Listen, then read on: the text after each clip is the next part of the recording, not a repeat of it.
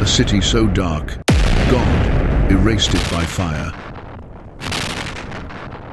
You're watching the Forbidden Bible, where the hidden war of angels and demons, the ancient prophecies sealed for the last days, and the forbidden mysteries of Scripture are revealed with cinematic clarity.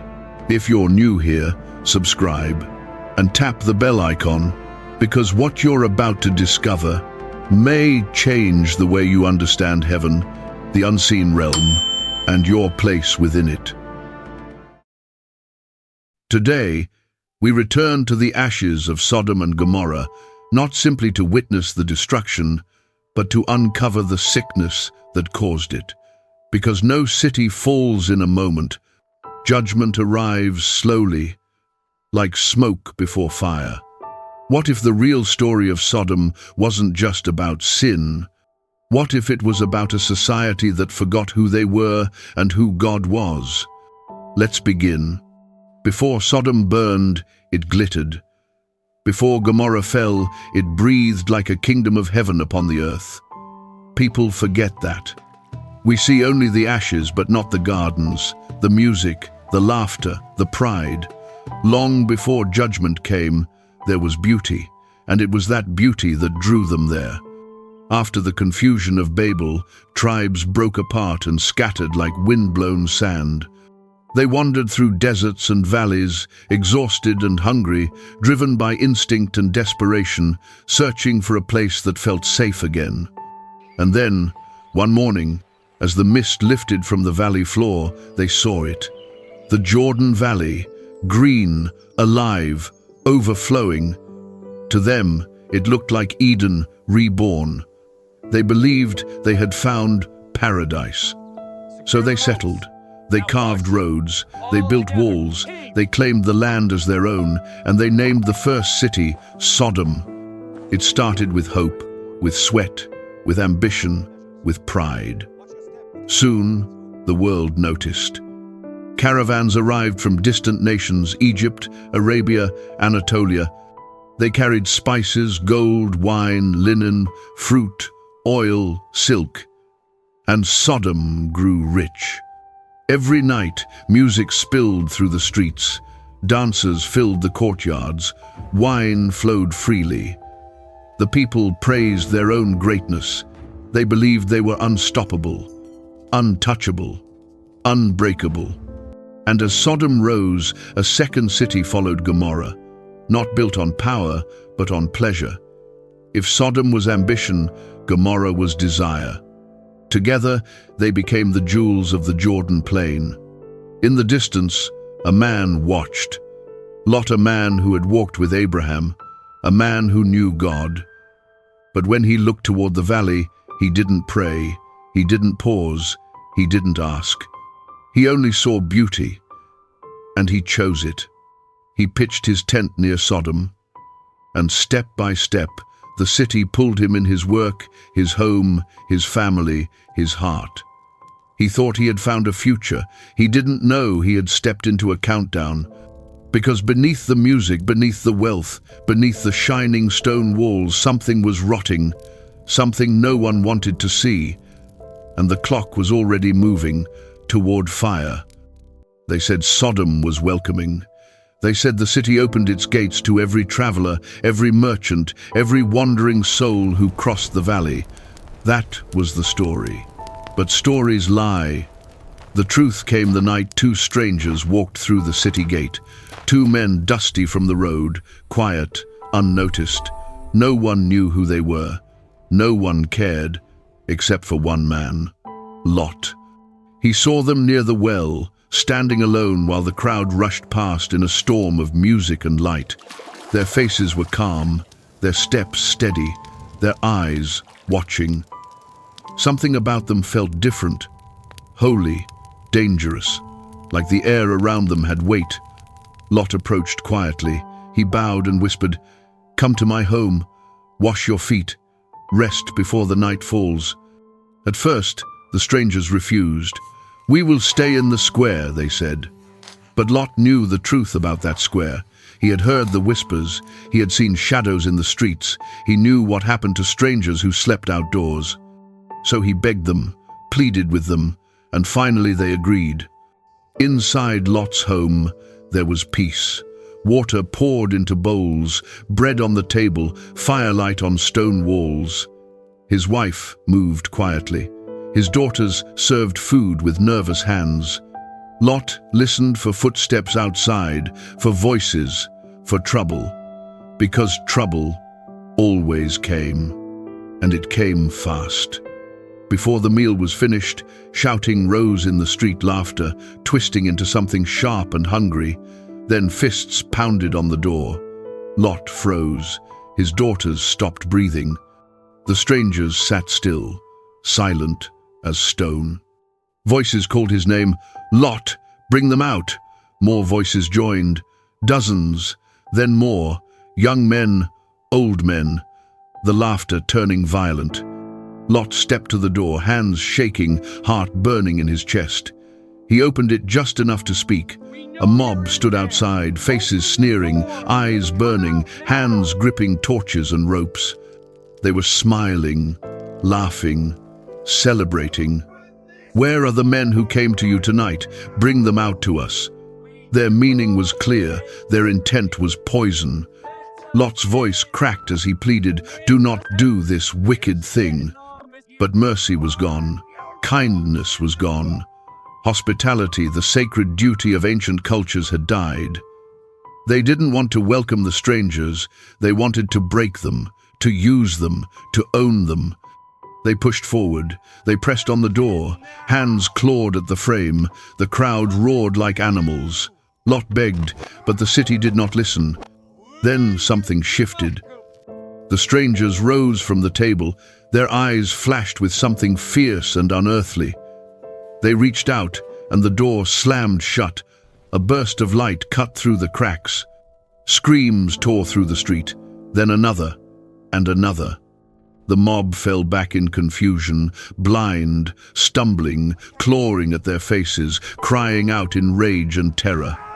And for the first time that night, the strangers spoke, "We are angels. This city is finished." Lot's daughters trembled, his wife covered her mouth, Lot's knees buckled.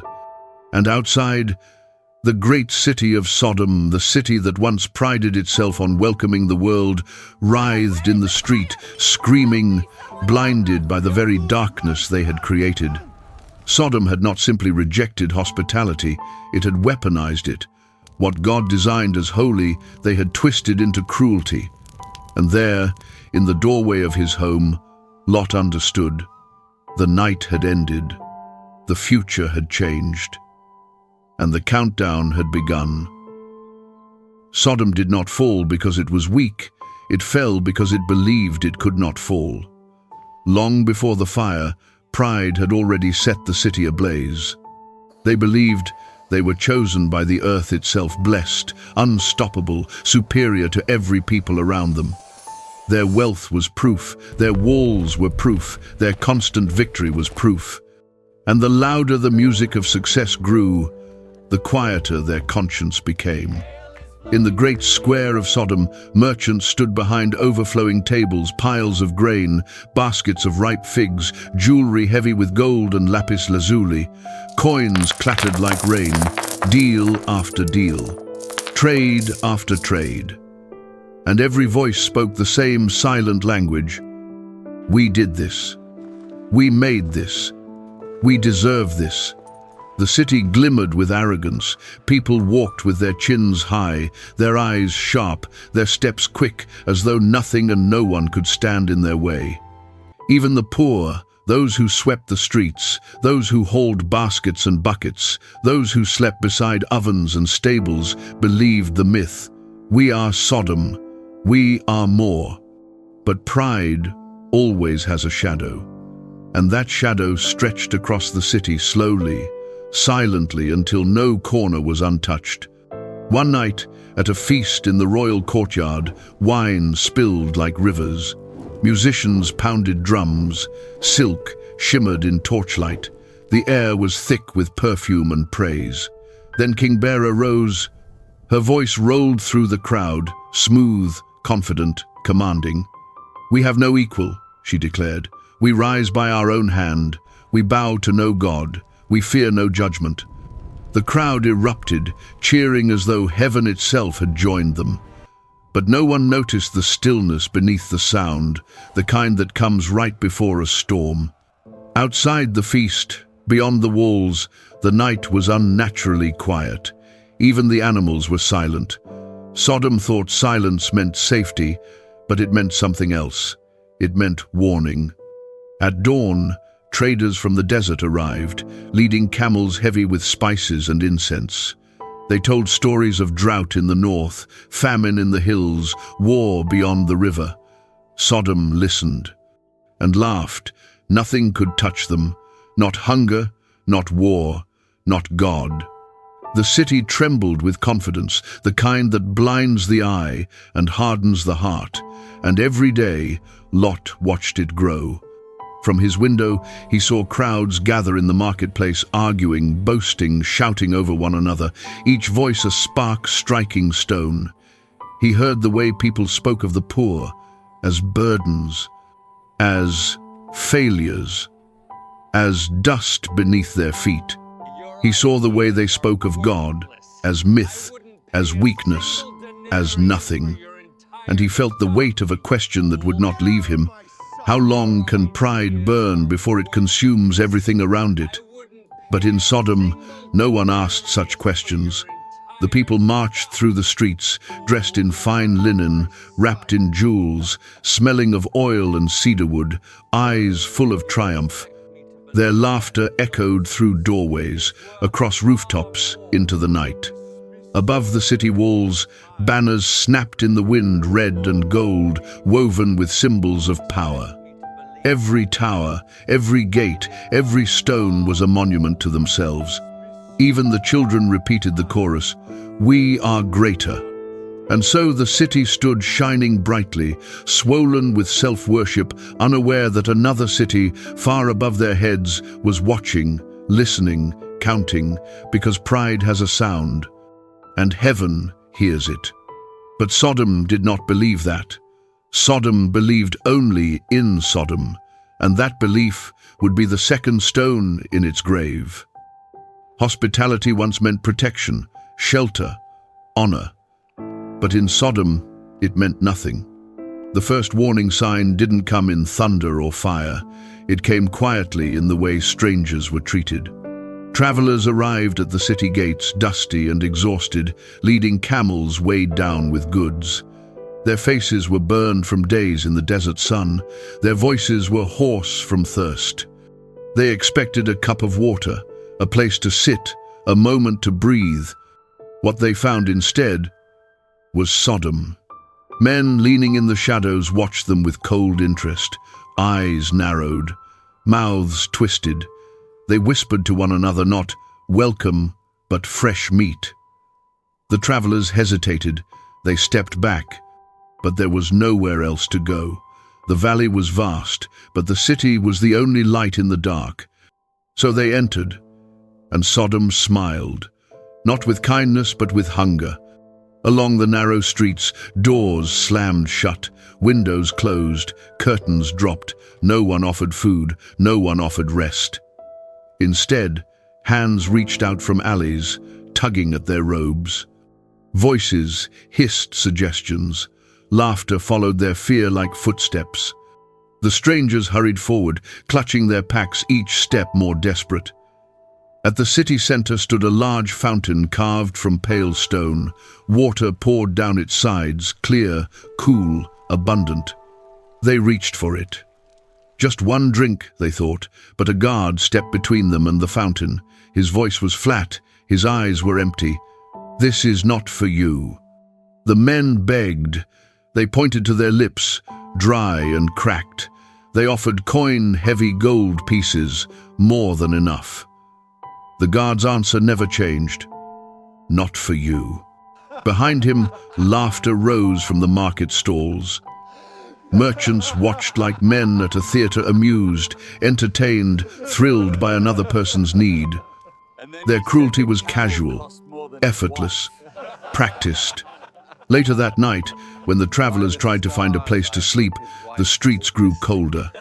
Drunks staggered past, muttering threats. Children threw pebbles and insults. Dogs snarled from shadows. And above it all, the silent agreement of the city. Strangers are not welcome. If they wanted shelter, they were told to pay, but not with money, with themselves. Sodom had inverted the ancient law. The guest was no longer sacred. The stranger was no longer protected. They were prey. Days passed. More travelers came. More stories spread. Stories of a city where no one cared if you starved. Stories of a people who laughed at suffering. Stories of men who waited at night outside the inns, not to greet new arrivals, but to consume them. And still, Sodom's pride grew. They did not see cruelty, they saw power. They believed mercy was weakness, compassion was foolishness. Lot saw everything.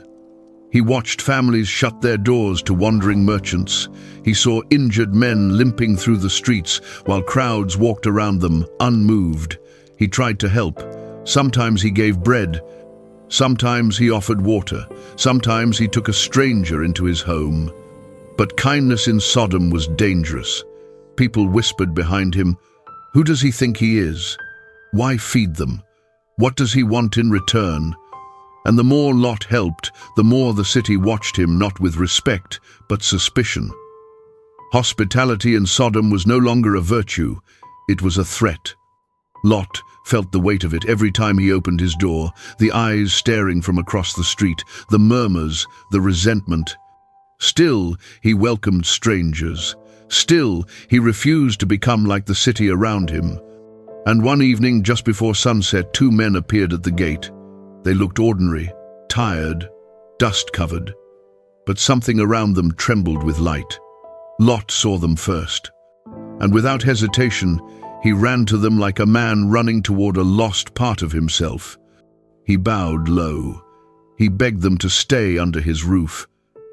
Because Lot knew Sodom, he knew what the city did to strangers, and by nightfall, everyone else would know too. The wealth of Sodom did not fall from heaven. It was carved out of the backs of the weak. By the time Lot arrived, the city was overflowing with gold, grain, wine, and luxury. But in the alleys, in the markets, beneath the perfume of prosperity, the truth hid in plain sight. There was hunger, there was suffering, and nobody cared. Every morning before sunrise, the poorest citizens gathered at the edges of the marketplace, thin figures wrapped in worn cloth, children clinging to their legs, eyes wide not with hope, but with survival. They waited for bread, or work, or mercy. But when the city stirred awake, it was not kindness that greeted them. Merchants lifted heavy crates of figs and barley, olives and lamb meat, pushing carts overflowing with food past the silent crowd. They did not look at the hungry. They did not slow down. Food was everywhere, tables sagged beneath it, but none of it was shared.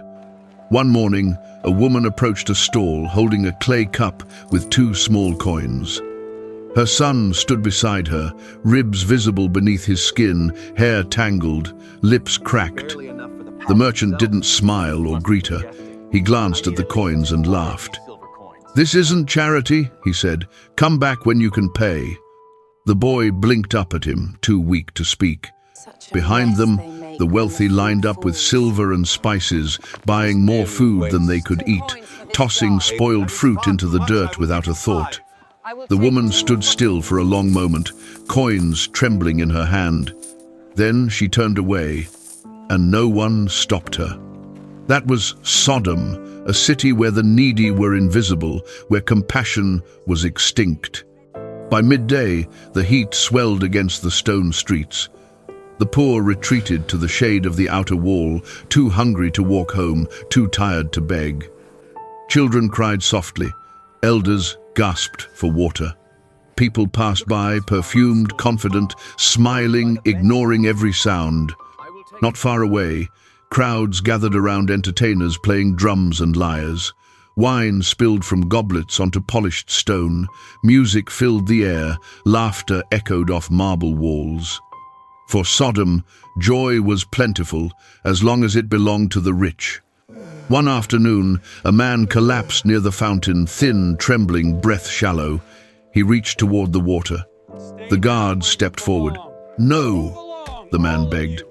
The guards pushed him back. He fell hard head against the stone. The crowd kept walking. Hours later, his body still lay there, shrinking into the shadows, while children played nearby, kicking a clay ball and shouting. No one asked his name. No one covered his face. No one cared. Lot watched from a rooftop, jaw clenched, eyes burning. He was surrounded by abundance, food, wealth, comfort, yet everywhere he looked he saw hunger. Sometimes he snuck bread into his cloak and took it to the alleys. Sometimes he gave water to thirsty strangers. Sometimes he laid blankets over the freezing elderly at night. But word spread quickly. Whispers followed him in the streets. Lot feeds the useless. He rewards weakness. He insults the gods of strength. And the more he helped, the more the city hated him, not because he did wrong, but because he made their indifference visible. One night, as torches flickered in the square, Lot overheard two men speaking.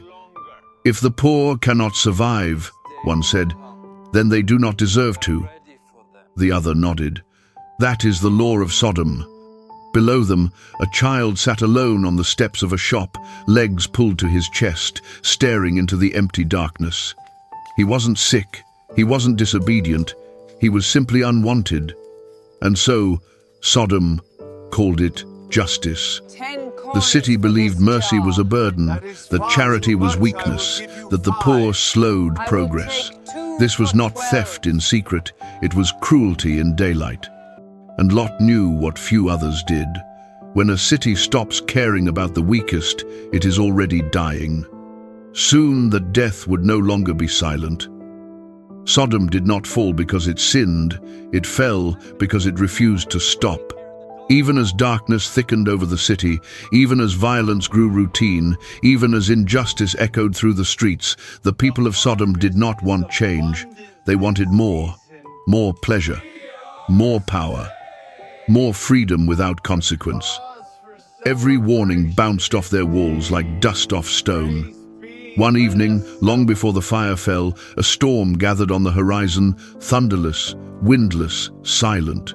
The sky dimmed, shadows climbed the towers, the marketplace quieted.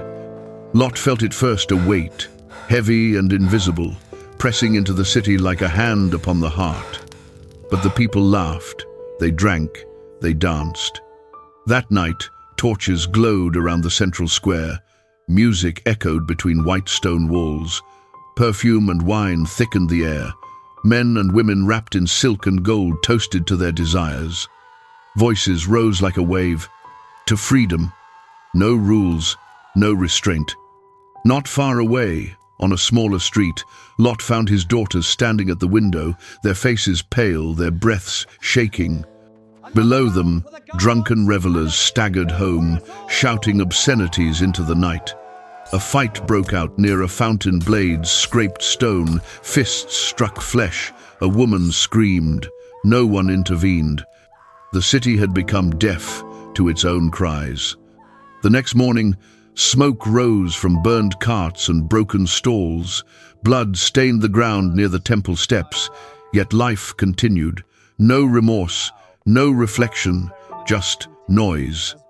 It was around this time that whispers reached Sodom, whispers of Abraham, the shepherd, the builder of altars, the man who walked with God.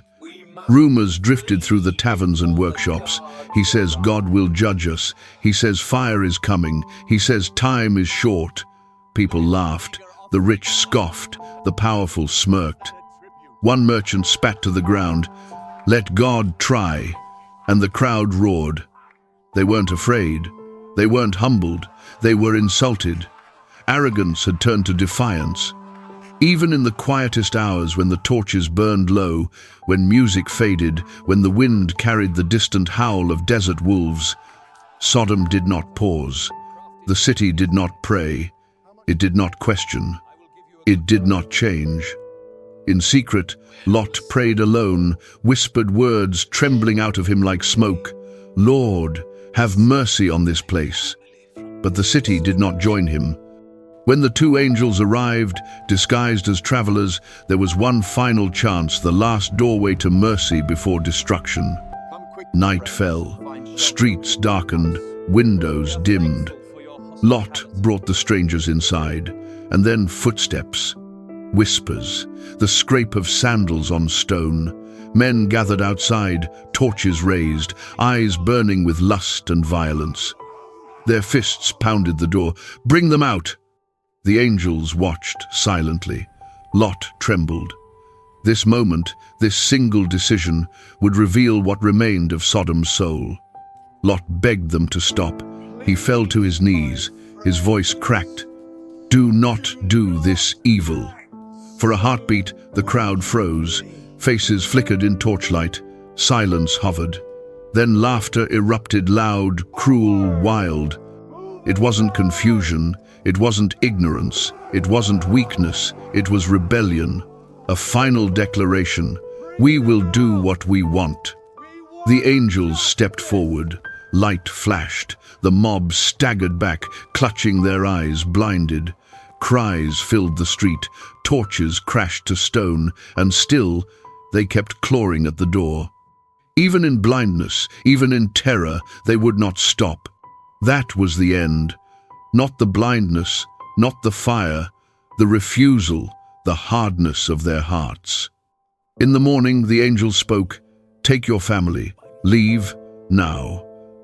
Lot ran into the rooms, shouting for his daughters, calling to his sons-in-law, but the men laughed. They waved him away. They thought he was joking. That was Sodom mocking the warning, smiling at the storm. Lot hesitated, heart torn between love and obedience. So the angels seized him by the arm and pulled him into the dawn. Behind him, the city stirred, unaware that its final sunrise had arrived, unrepentant to the very last breath. A city that refused to listen, about to meet a God who does not whisper twice. Dawn arrived without color. No sunrise, only a pale sky trembling with warning. Outside, Lot stood in the dim morning light, his wife and two daughters trembling beside him, and the city behind them as silent as a sleeping soul. Behind them, Sodom slept, unaware, unconcerned. The streets were silent. The first light spread across rooftops and stone walls, unnaturally still. The city breathed its last peaceful breath without knowing it. A voice cut through the quiet. "Run. Do not look back." Lot stepped forward, then another. Sand shifted beneath his feet. His wife stumbled, choking on fear. His daughters clung to him, trembling. Behind them, the two angels turned toward the city, not with swords, not with shields, but with stillness. Heaven needed no army today, only permission. Lot glanced over his shoulder, not toward Sodom, but toward the faint light rising at the horizon.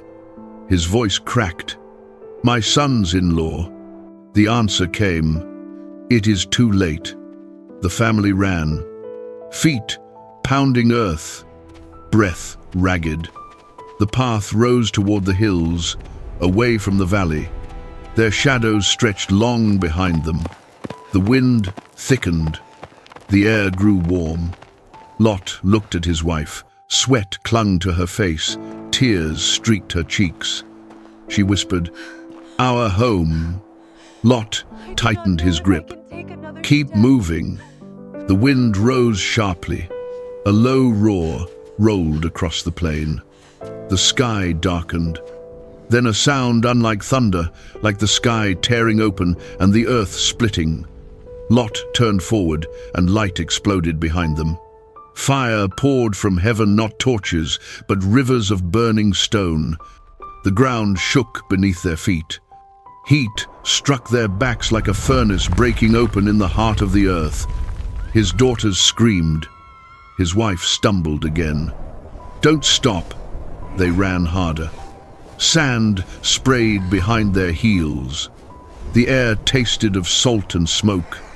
Behind them, a tower collapsed. A roof split open. A scream ripped through the wind, but they did not look back. Until she did. Lot reached for her hand, but it slipped loose. He turned just enough to see her face tilt toward Sodom, eyes wide, breath frozen. One last moment, one last memory. The city burning beneath a waterfall of fire. Her lips parted, a whisper lost in the roar, and she was gone. Not burned, not thrown aside, but frozen, her body hardened, salt forming on her skin, whitening her shape, turning her still and grey. A pillar of salt, silent, alone. Lot gasped. No voice left, no strength left, but he ran. The warning thundered in his mind. Do not look back. His daughters cried out, "Father, hurry!" He could not breathe, but he ran. The valley behind them blazed like a second sun, a furnace devouring stone, wood, and flesh. Every step hurt, every breath burned. At last, level ground appeared. Zoar shimmered ahead, small, quiet, untouched by fire. Lot collapsed outside its gate, hands trembling, face buried in dust. His daughters fell beside him, shaking, weeping, whispering prayers through tears. Behind them, the horizon glowed red. Ash drifted on the wind. The sky pulsed with fire. They had escaped, but not whole, not complete, not together. Lot lifted his face wet with sweat, ash, and grief. The wind carried a distant echo of falling stone. Sodom was gone. Gomorrah was gone. His wife gone. Only silence remained. The final word of judgment stretched across the valley. Not spoken aloud, but written across the sky. You were warned. And the three survivors stood in the shadow of Zoar, the last witnesses to a world erased. Night in Zoar was not peaceful. It was heavy, too quiet. Lot lay awake, eyes open, breath uneven. Sleep refused to come. Every sound in the darkness reminded him of falling stone, of burning sky, of the moment his wife slipped from his hand. In his dreams, the fire never stopped. In his memory, she never turned back, she was just gone. His daughters sat near him, whispering to each other, holding their knees close to their chests. They did not cry aloud, their fear had hardened into silence. Zoar felt wrong. Too close to the smoke, too close to the valley, and the valley glowed red through the window, a distant reminder of a world erased. At dawn, Lot rose without strength. He stood in the doorway, staring across the plain where Sodom once stood, now only black smoke twisting up from the earth. Every breath tasted like ash. Every thought echoed with absence. He whispered to himself, "We must leave." The daughters looked up startled. "Father, where will we go?" Lot did not know. He only knew he could not stay. Not here, not near the memory. The three of them gathered what little they had, water, cloth, bread, and left Zoar behind, walking into the hills. The climb was slow, the sun was sharp, the wind scratched their skin with dust. Lot walked in front, bent forward, as though the earth itself held his shoulders. His daughters followed closely, two shadows behind a broken man. They did not speak. There was nothing left to say. Hours passed, the land changed, rocky slopes, sharp cliffs, dry caves carved into stone. At last they reached one, a dark mouth in the mountain, shaped like a wound. Lot stopped outside the entrance, breathing hard. "This will be our home." His voice was flat, not hopeful, not afraid, just empty. Inside the cave, shadows clung to the walls. The air smelled like cold stone and old earth. There was no light except what the sun scraped in through the opening. They settled on the ground. Not beds, not blankets, just ground. The daughters watched their father sit against the wall, holding his head in his hands. His shoulders trembled as though every breath cost strength he did not have. They had lost their mother. He had lost his wife. The silence in the cave was heavier than the smoke in Sodom. Days passed with no voices, nights passed with no dreams. Trauma does not scream, it sits, it waits. One evening, Lot spoke the first words in days. "The Lord saved us. Yet everything I loved is gone." No one replied. His daughters only lowered their heads. The fire in the valley still flickered in the distance, far away, yet near enough to feel. The older daughter whispered to the younger, "There is no future here." Her voice cracked, strained by loss. No husbands, no family, no children. The younger one closed her eyes, drawing her knees to her chest. "We are all that remains." Outside, the wind howled through the rocks like voices crying from the valley below. Lot sat apart from them, staring into the cave wall. His hands trembled with every memory, the laughter of Sodom, the brightness of Gomorrah, the warmth of his wife's hand in his own. Now the world was stone, cold, still. Night pressed deeper into the cave. The daughters spoke again, voices hushed. "If our father dies, the family line dies with him." The younger daughter whispered back, "We cannot lose everything." The two looked toward Lot. He had fallen asleep, breath slow, head against the stone, once proud, once secure, now only a man shaped by grief. The daughters moved closer, fear tangled with desperation. They made a plan, a terrible plan born not from cruelty, but from panic and the heavy weight of hopelessness. They gave their father wine strong, ancient, bitter. Lot drank unaware, exhausted, lost in sorrow. The night grew darker, the world grew smaller, and in the morning nothing would be the same. The daughters sat apart, silent, changed by what they had done. Lot woke, unaware, confused, shattered by the emptiness in his chest. Days passed, the cave remained, the valley burned, and from the brokenness of that night, new life began. But not life blessed by joy. Life born from desperation, life shaped by trauma. Two sons would come, Moab and Ben-Ammi, and from them would rise two nations. Nations that would stand against Israel for generations, all from a cave, all from grief, all from trauma that never healed. Lot did not leave the cave again.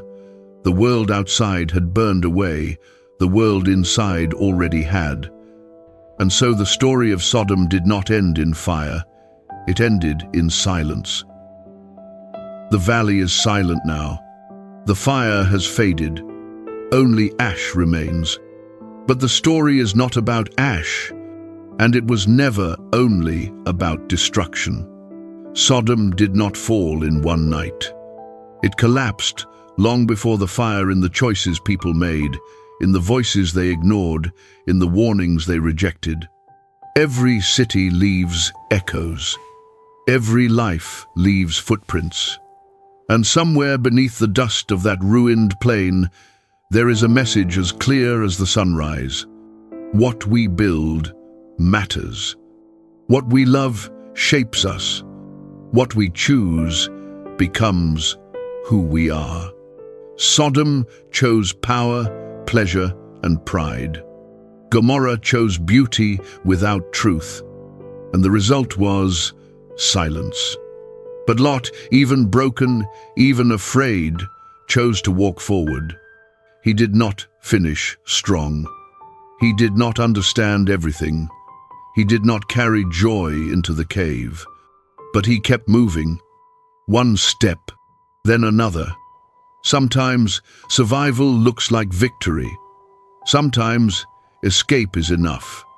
The smoke over Sodom has drifted away, but the world still remembers the shape of that fire. Not to terrify, not to condemn, but to remind us, we are shaped by what we run toward and by what we refuse to turn back to. The past is heavy, but the future waits. And the story of Sodom and Gomorrah, after all the flames and all the silence, leaves us with one simple truth. Every ending opens a beginning, and every beginning asks a question: who will we become now?